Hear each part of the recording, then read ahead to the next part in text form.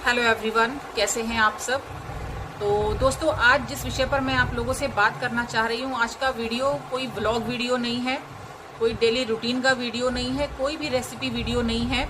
और आज का जो विषय है वो बहुत संवेदनशील है, जिसके ऊपर मैं आप लोगों से बात करना चाहती हूँ, अपनी राय देना चाहती हूँ और उम्मीद करूँगी आप लोग भी कॉमेंट में अपनी राय ज़रूर दें। तो दोस्तों, इस समय आप लोग को पता होगा कलकत्ता में जो एक कांड हुआ है, मैं कांड ही बोलूँगी इसको, जो एक महिला डॉक्टर के साथ जो बदसलूकी की गई है, उनका मर्डर किया गया है और मर्डर से पहले जो उसके साथ हैवानियत हुई है वो पूरा देश जानता है। कोई भी ऐसा न्यूज़ चैनल नहीं है, कोई भी ऐसा टीवी चैनल नहीं है जिस पर इस केस के बारे में दिखाया ना जा रहा हो। और ये सब तो सिर्फ दिखाया जा रहा है, हम लोग सुन रहे हैं, देख रहे हैं, लेकिन जो दरिंदगी उन महिला डॉक्टर के साथ हुई है, जो दर्द शारीरिक और मानसिक उस समय उन्होंने झेला होगा, वो सिर्फ वही उन्हीं को पता होगा। ईश्वर उनकी आत्मा को शांति दे। तो दोस्तों, मैं यही कहना चाहती हूँ, जो कलकत्ता का इतना रेपुटेटेड आरजीकर मेडिकल कॉलेज है, वो वहाँ की एमए की सेकेंड ईयर की स्टूडेंट थी, पोस्ट ग्रेजुएशन की डॉक्टर स्टूडेंट थी। तो उनके साथ जो ये हादसा पेश हुआ है, ये देखकर ऐसा लगता है क्या बहन बेटियाँ, क्या औरतें, क्या महिलाएं सुरक्षित हैं। कुछ समय पहले निर्भया कांड भी इसी तरीके से दिल्ली में हुआ था और इस हादसे को, इस वाक़ये को देखकर ऐसा लगता है जैसे कि ये दूसरा निर्भया कांड है। और कितने मन से, कितनी उम्मीदों से, कितनी आशाएं, कितने सपने लेकर माता पिता ने अपनी बेटी को भेजा होगा उस मेडिकल कॉलेज में, और कितनी उम्मीदें, कितनी आशाएं उन डॉक्टर के भी अंदर होगी जो आज इस दुनिया में हमारे बीच नहीं है। तो कितना, मतलब मुझे सोचते हुए भी मैं ये सोच रही हूँ कि मैं किस तरीके से आपसे इस विषय पर बात करूँ, किस तरह से आप लोगों को इसके बारे में बताऊँ। तो आप उन माँ बाप के बारे में सोचिए, उस परिवार के बारे में सोचिए, उनके दोस्तों के बारे में, रिश्तेदारों के बारे में सोचिए, जो इतनी एक होनहार स्टूडेंट थी जिनके साथ ऐसा वाक़या पेश हुआ, और इतना रेपुटेटेड, इतना अच्छा मेडिकल कॉलेज जिसमें ऐसा वाक़या हुआ, वहाँ पर जब इतनी पढ़ी लिखी और इतनी डॉक्टर के पोस्ट पर एक जो कार्य कर रही हैं, वो जब वह सुरक्षित नहीं है, तो क्या हम आम महिलाएं सुरक्षित हैं। तो ये वाक़या है कलकत्ता का, और सबको पता है इस बारे में। महिला डॉक्टर ने रात के 11:30 बजे अपनी माँ से बातचीत की और माँ का रो रो कर बुरा हाल है। माँ ने कहा, जब उनसे मेरी बातचीत हुई तो उन्होंने ये कहकर फ़ोन काट दिया कि अब मम्मी, मुझे अपने वार्ड में जो है उस पर जो राउंड लगाते हैं, डॉक्टर्स राउंड लगाते हैं, मरीजों को देखने जाते हैं, मुझे उस पर जाना है और अभी मैंने खाना नहीं खाया है। ये आखिरी शब्द थे उस महिला डॉक्टर के अपनी माँ से बातचीत में, जो माँ कहती है मेरे कानों में बार बार गूंज रहे हैं। उसके बाद वो महिला डॉक्टर राउंड के लिए चली गई अपने वार्ड में। वहाँ अपने दोस्तों के साथ उन्होंने खाना खाया और सुबह को उनकी इस स्थिति में, एक बहुत ही दर्दनाक स्थिति में उनकी जो है डेड बॉडी मिली है। सुबह उनके पिता के पास फ़ोन आया कि आप जैसे भी हों तुरंत आ जाएं, क्योंकि आपकी जो बेटी है उनकी बहुत ज़्यादा गंभीर स्थिति है, बहुत बीमार है।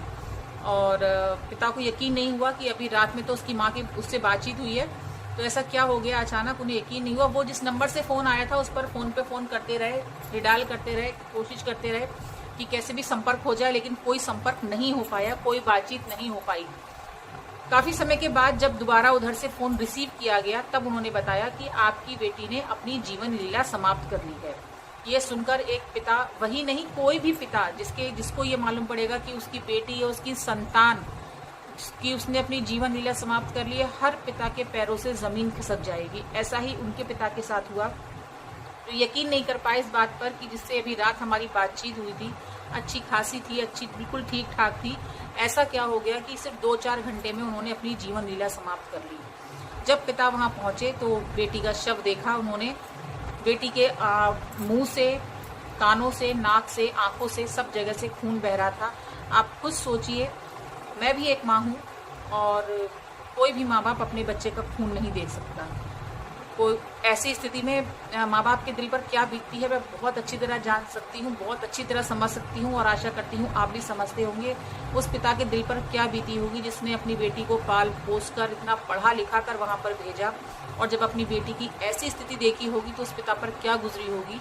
और जैसा कि मैंने न्यूज़ चैनलों में देखा है और मैंने सुना है और जैसा कि टीवी पर दिखाया जा रहा है कि जब पिता ने डेड बॉडी के ऊपर से कपड़ा हटाया तो कमर के नीचे का हिस्सा नग्न था, उस पर कोई भी कपड़ा नहीं था, जो कि उनके साथ हुई दरिंदगी बयान कर रहा था।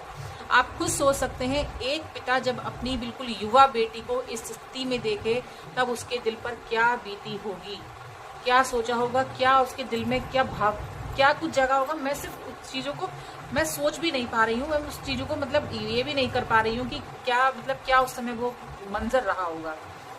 और टीवी चैनलों की सुने, न्यूज़ चैनलों की सुने तो बताया जाता है माथा, नाक, गाल, होठ, बाजू, पैर, कमर, कंधा, कोई भी ऐसी जगह नहीं थी जहां पर वो महिला डॉक्टर चोटिल नहीं थी, जहां से ब्लड नहीं बह रहा था।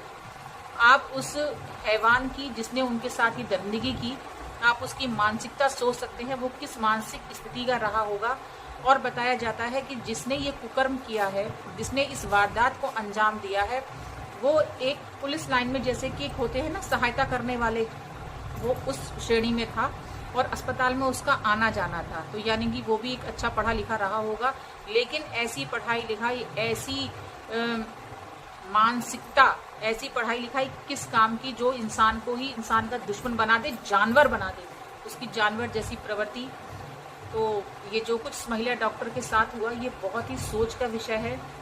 और आज 80% लोग, 75% लोग, 85% लोग अपनी बेटियों को पढ़ाकर कुछ बनाना चाहते हैं, काबिल करना चाहते हैं।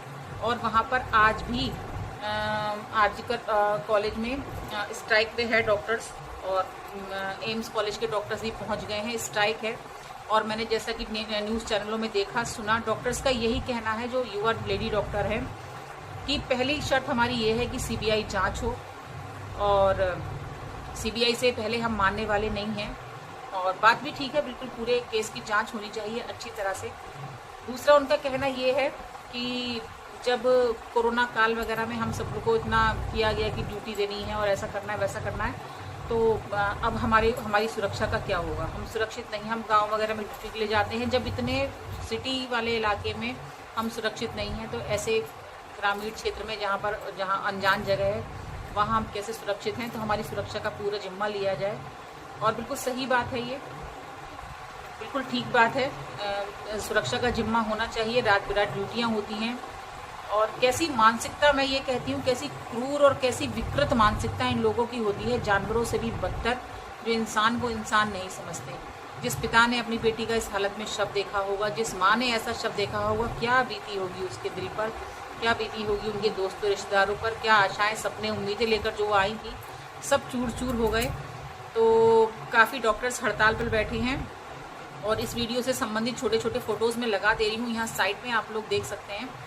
तो वही है कि क्या डॉक्टर्स की मांगे भी बिल्कुल उचित हैं, जो वो लोग मांग कर रहे हैं कि इसकी सीबीआई जांच होनी चाहिए। और काफ़ी डॉक्टर्स हड़ताल पर भी हैं, बारिश में भी इस हड़ताल पर कोई असर नहीं पड़ा है, कुछ भी नहीं हुआ है, और लोग धरने पर बैठे हैं, पूरा सड़कों पर उतर आए हैं। और बात भी सड़कों पर उतरने वाली ही है कि कितनी हम महिलाएं, हम बेटियां, बहनें कितनी सुरक्षित हैं, ये आज हर स्त्री का सवाल है, और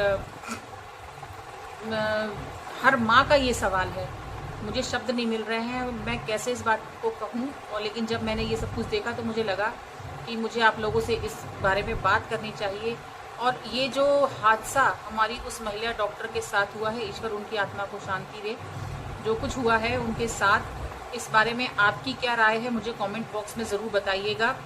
और मैं तो बस यही प्रार्थना करूँगी कि ईश्वर हमारी हर बहन बेटी को सुरक्षित रखे।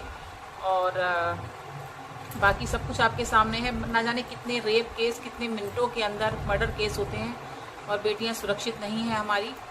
तो बस यही है, आप लोग मुझे इसके बारे में अपनी कमेंट देकर ज़रूर बताएं कि आप लोग का क्या आप लोगों की क्या राय है इस केस के बारे में। और मेरा भी यही मानना है, सीबीआई जांच होनी चाहिए, और जो भी इसमें इन्वॉल्व हैं, चाहे वो एक व्यक्ति है या उससे ज़्यादा व्यक्ति हैं, उनको कड़ी से कड़ी सज़ा मिलनी चाहिए, ताकि दोबारा कोई ऐसा ना कर सके।